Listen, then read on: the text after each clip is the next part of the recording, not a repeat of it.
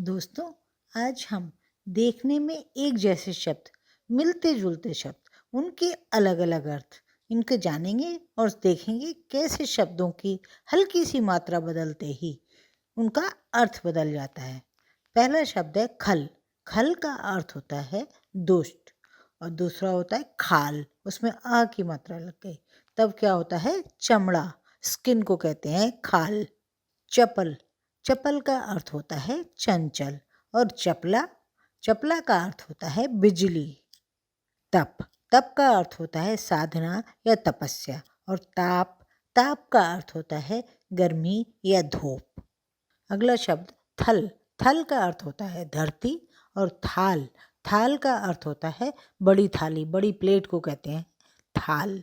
दवा, औषधि। दावा, जंगल की आग।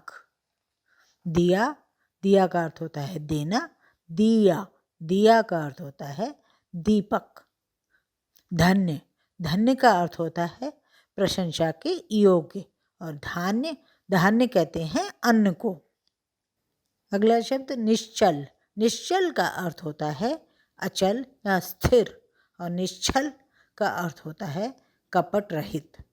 निदान, रोग की पहचान। निधान, भंडार। पट का अर्थ होता है वस्त्र या आवरण। और पाट, पाट कहते हैं नदी के फैलाव को। और रेशम को भी पाट कहते हैं। प्राचीन, प्राचीन का अर्थ होता है पुराना। और प्राचीर, प्राचीर का अर्थ होता है चार दीवारी। जैसे हम किले की प्राचीर की बात करते हैं तो चार दीवारी की बात करते हैं। परिणाम, परिणाम का अर्थ होता है नतीजा। और जो इसमें शब्दों में हेर फेर कर दें तो परिमाण, परिमाण का अर्थ होता है नाप तौल। प्रमाण, साक्षी या सबूत। और प्रणाम, नमस्कार। पवन, पवन का अर्थ होता है हवा।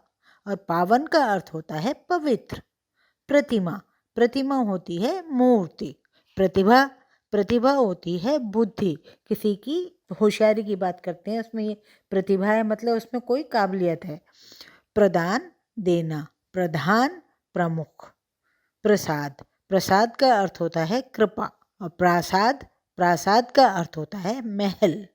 प्रणय, प्रणय का अर्थ होता है प्रेम युक्त प्रार्थना। परिणय, परिणय का अर्थ होता है विवाह। बलि, बलि का अर्थ होता है बलिदान। बलि, बलि का अर्थ होता है बलवान। भजन, ईश्वर की वंदना, जो गाना गाते हैं, गीत गाते हैं, भजन ईश्वर की वंदना करते हैं। भाजन, भाजन का अर्थ होता है पात्र। कुछ शब्द और देख लेते हैं। मात्र, मात्र का अर्थ होता है केवल।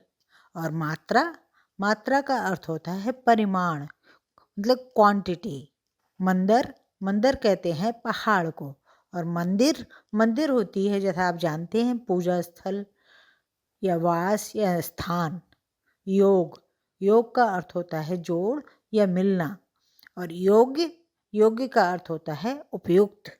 दोस्तों, आशा है आपको ये मिलते जुलते शब्द और उनके अलग अलग अर्थ समझ में आ गए होंगे।